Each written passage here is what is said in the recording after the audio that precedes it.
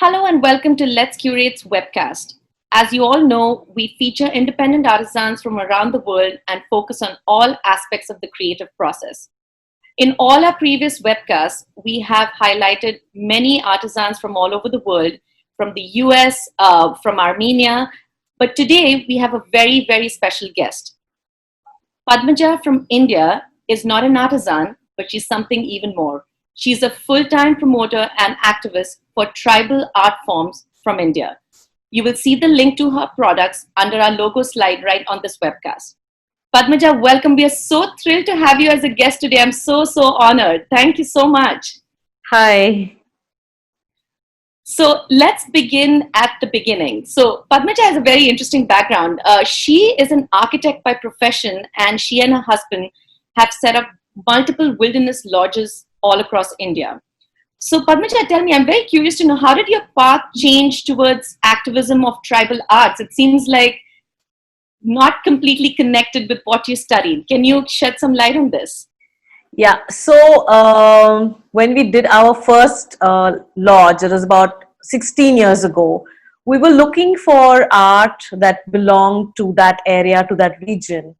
And, we came across Gond art. And since my husband and me don't belong to this area, so it was a new art form for us to see and discover. And what happened was, I realized that not many people knew about it. It was like totally unknown to the rest of the world. So I did a bit of research, and I found that there was one person only in Paris who had sort of given this art form, a platform. And it's then I decided that I need to give these people a platform, or showcase their art forms. So that is how I started. But then there was I had a challenge: is how am I going to put it out to the world, because I'm an architect. I have no idea about how to work with art, and how to promote it, and market it. I had really no idea. So I wrote to Hervé Pedriol, that is this curator and art critique who lives in Paris. And I told him, like, look, this is what I'm doing, and I believe you're already doing this. So he says, okay, let's collaborate and do something more.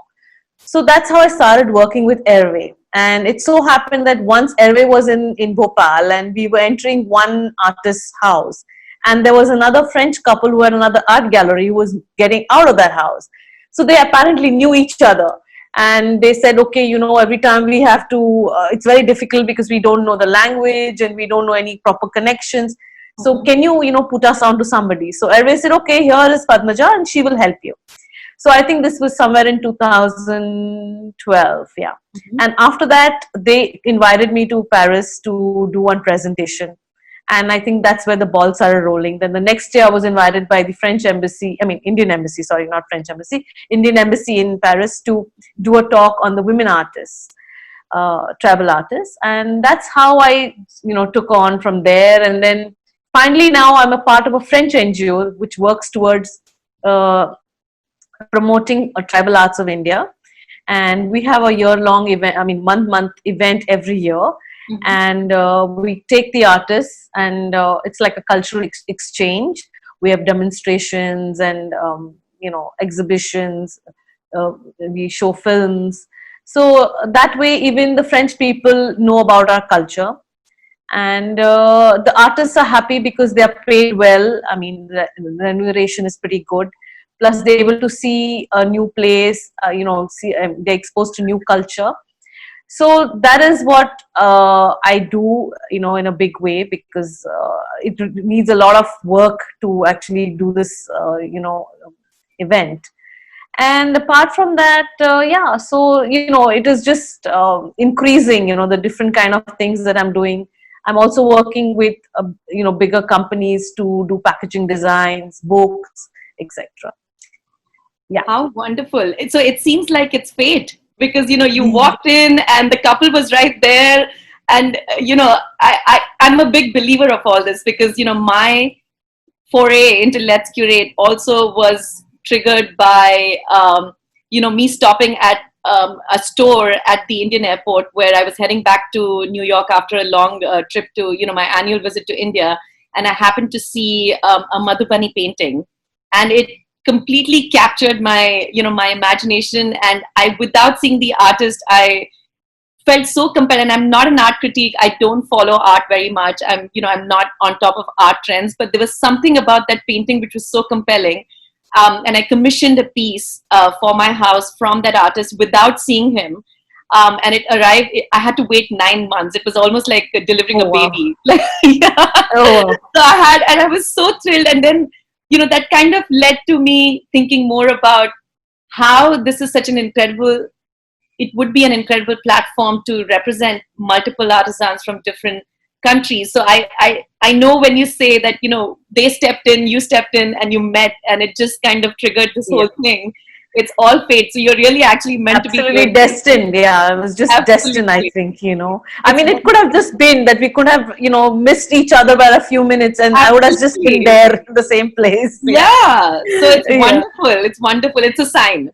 It's a Um, sign. Absolutely. Yeah. So, can you tell me a little bit about the different kinds of tribal art forms that your organization focuses on, or is it, do you do something as per the season, or do you represent? Can you just give us an overview of the kinds of art So, forms that we should be aware of? yeah. So, I mean, I started off basically with Gond and Bhil, which is, from the region I am living in. And then I started working with Warli, which is around Bombay. That's because I also speak Marathi fluently, and I mean, I had been seeing that art form since I was a child. So it was very interesting, to kind of discover this art because it was earlier just stick figures, and it really didn't know much about it. Now that I have, delved into the history of the art and their traditions, I think it's a fantastic art form. Then, of course, Madhubani, which is known to the rest of the world. Yes. I'm also working with Kalighat artists and Bega paintings. Bega, not many people know about it. So it's not like Gond, but it's like another art form which is very raw. You could put it in the category of outsider art. It's again is from Madhya Pradesh. Mhm. Then I also work with a bit with Pichwai and Patachitra and Patachitra of Bengal.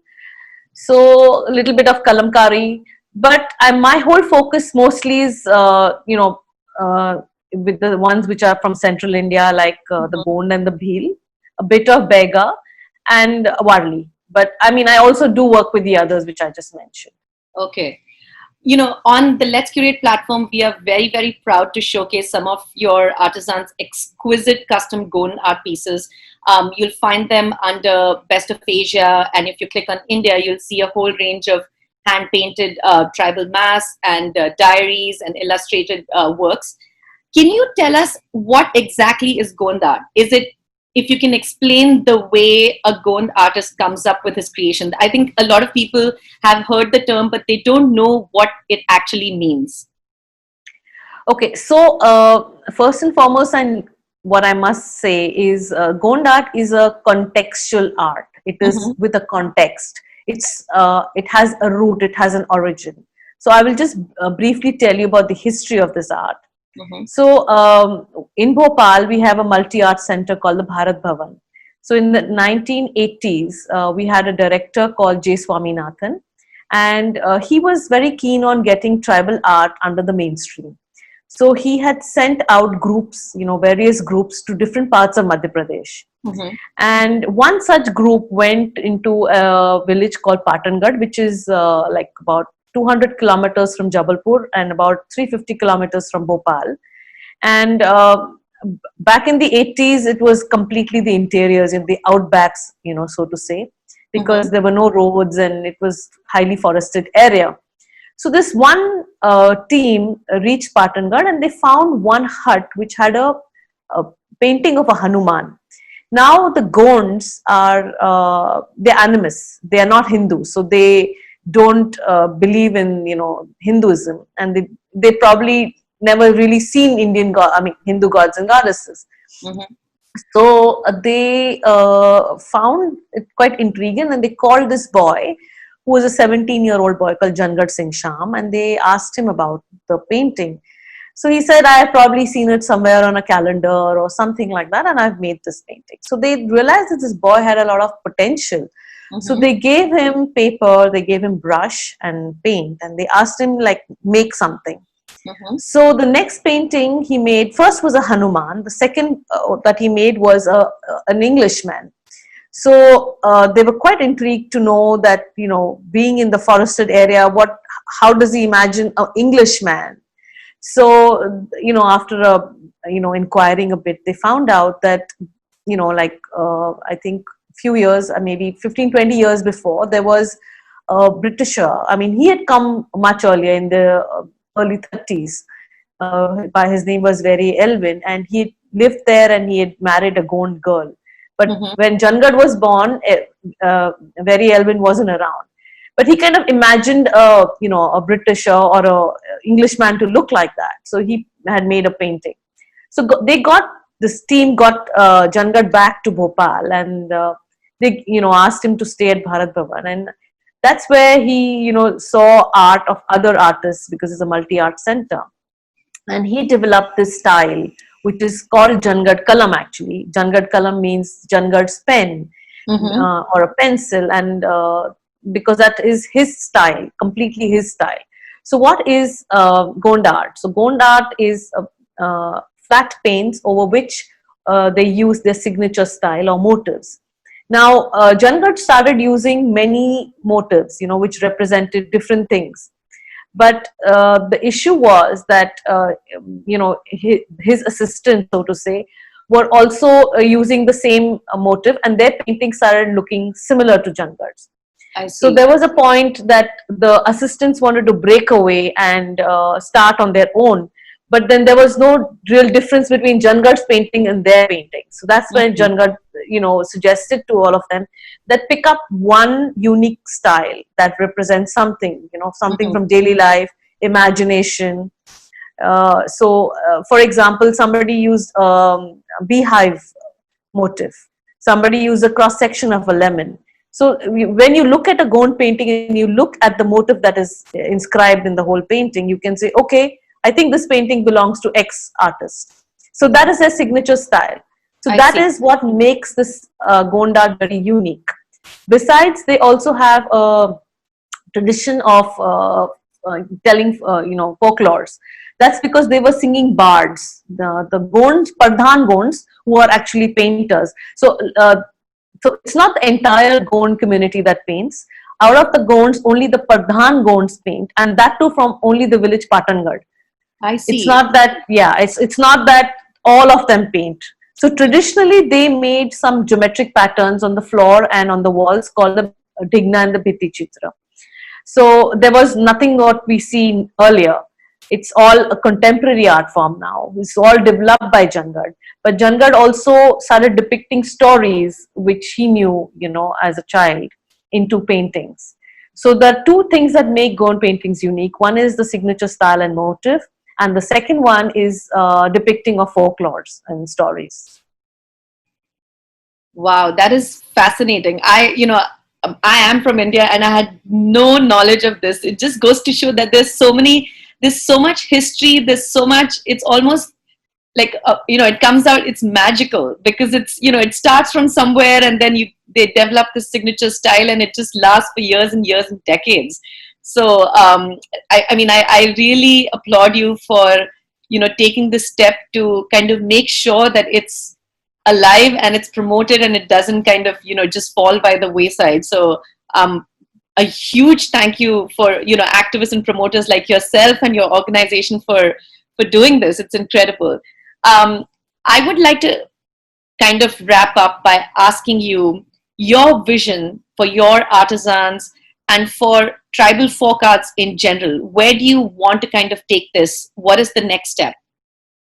Well, right now the situation is, we are in a very difficult situation. So one of the things that has come up in this COVID, times is to do online marketing. Mm-hmm. So we have started doing series of online workshops, that reach out to all, parts and corners of the world. Mm-hmm. And in that way, we also reach out to potential customers. Right. Secondly, we want to do more aggressive online marketing because I think that is going to be the next thing. Mm-hmm. Thirdly, I would want to collaborate with larger organizations because what I'm seeing now is that people are not buying as much art, but yes, larger organizations will help or will want maybe packaging designs, installations, books, product design to be done. So Right. paintings is of course there, but to sustain, the artists need to do other things as well, because most artists cannot sell a painting a month, so then they have to do other things. So I think collaborating with large organizations, I, I mean, this could be a very good thing because they all require packaging designs, they all require installations. Right. So that's one of the things I want to do.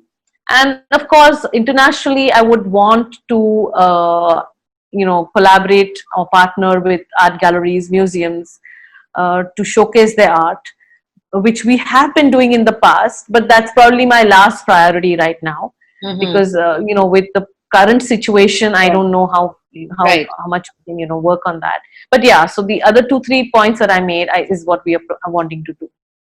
Wonderful. We wish you all the very best, Padmaja.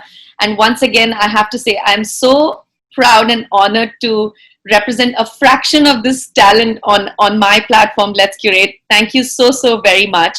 And as I mentioned earlier, you can find a range of these fantastic Gond art pieces under Best of Asia. If you click on India, you'll see a huge selection.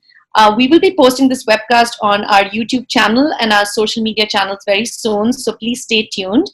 And for more updates, make sure that you follow us at Instagram at let's_curate. Until next time, thank you so much, Padmaja. Thank you.